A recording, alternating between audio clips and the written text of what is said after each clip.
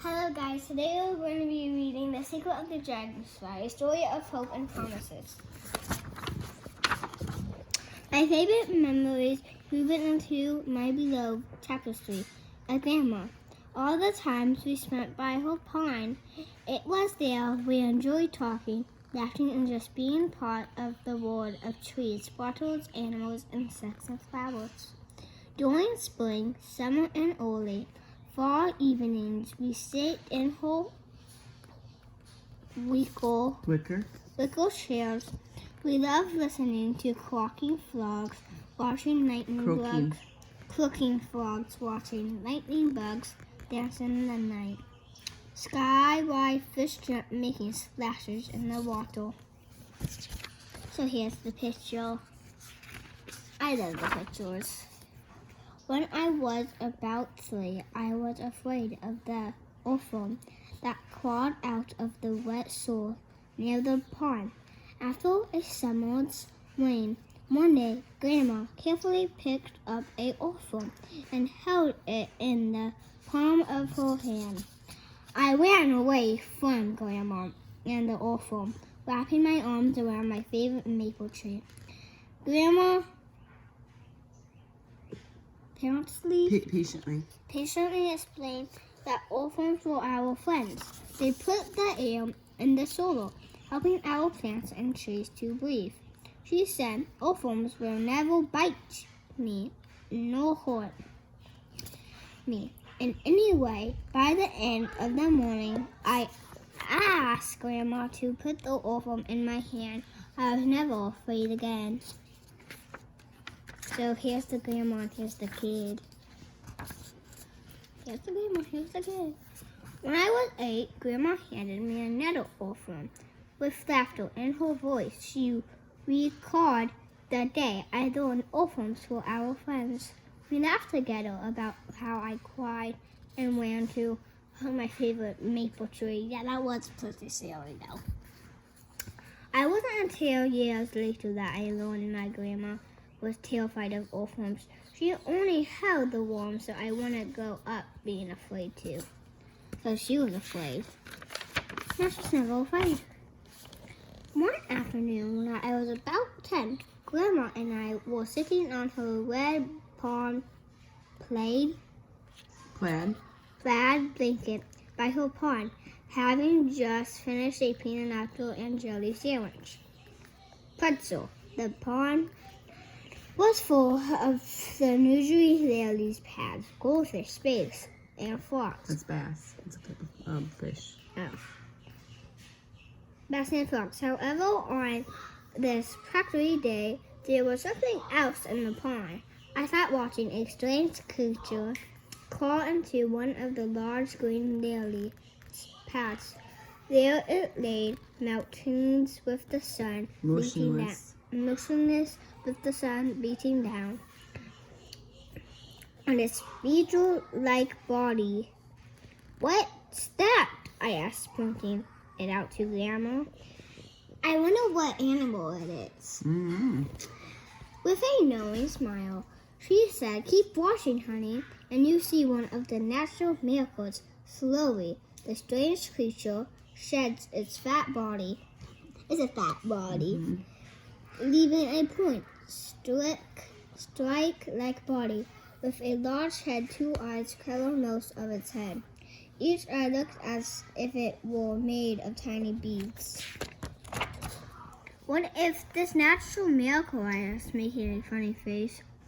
It is the dragonfly secret. Many people don't know that a dragonfly lives as a water bug on the bottom of a pond until it's ready to become a dragonfly. So it was a dragonfly. I know, because it says the secret of the dragonfly. I watched in amazing as 4 wings seemed to pop out of a stick-like body. The long, skinny creature waved its wings like someone trying to dry a wet beach shower in the air. As soon as the wings had dried, dragonflies sailed into the air and circled over the pond where it once had lived as a water bug. It looked as if it tried tried to dive back into the pond to join the world of water bugs, but its wings kept it from doing so. We sat in silence as the dragonfly circled the pond. The grandma said, "Do you suppose the water bugs left on the bottom of the pond are wondering why that water bug doesn't come back? I'm sure those bugs have no idea. It just became a dragonfly. We're lucky we can talk about such things because what you just saw is a lot like what happens to us as people. Grandma, we don't change from bugs into insects. You can fly. What do you mean?" That was funny. It was funny because she said, "What do you mean?" It was funny. "I believe we go to heaven where our spirit lives in peace, full of love and joy," Aaron said, Grandma smiling. "I don't want us to be like dragonflies. I want us to stay here together forever. We're not ready to become like dragonflies now, honey. When we are, we'll be ready just like the dragonfly was." The grandma put her arm around me, sat quietly for a while by the pond as the dragonfly circled once more before it flew off into the summer sky. After a moment, Grandma added, "I want you to remember this talk someday. When I pass on, think about the dragonfly's secret. Now I know I will be in a better place, and always know I will be with you in every memory we have made, and all the love we feel for each other. Though you won't be able to see my spirit, we live inside you forever. That we went inside to bake some chocolate chips cookies with extra chocolate chips." Okay. We never talked about that time by the pond again. My grandma and I went right on making memories, and I had her in my life for many years. My grandma became ill when I was 16. My mother told me my grandma's illness was very serious. I couldn't imagine my life without her, and my grandma died shortly after my 17th birthday. I have never felt such sadness. That's very sad. Mm-hmm. The day before Grandma entered, my mom handed me a green envelope. On the front of the envelope, in my grandma's handwriting, was handwriting my name slowly. I opened the envelope that held a beautiful card with a picture of a dragonfly on the front. Inside the card was a short poem she had written. "Send me off with love, and please don't cry. It's my time to become like a dragonfly. Our wonderful memories are tucked into your heart. Though now you can't see me, we are never apart. Love, Grandma." Aww.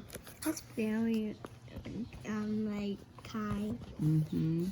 I stared at the card, now smiling through tears, remembering the secret of the dragonfly Grandma had shared with me. Me on summer. Day by the pond. Grandma had shared with me one summer's day by her pond. Day by her pond. Mom told me Grandma had written this card after our talk when I was 10. She asked Mom to keep the card and give it to me the day before her funeral. I couldn't believe Grandma had loved me enough to find a way to comfort me even after she passed on. The secret of the dragonfly reminded me. Grandma was in a better place, and now I was too. This The Dragonfly secret is the end never comes. Bye-bye. I love this book. It's a story of hope and promises, and I love the promises. And the sad part was like when she was like she had an illness. And bye-bye.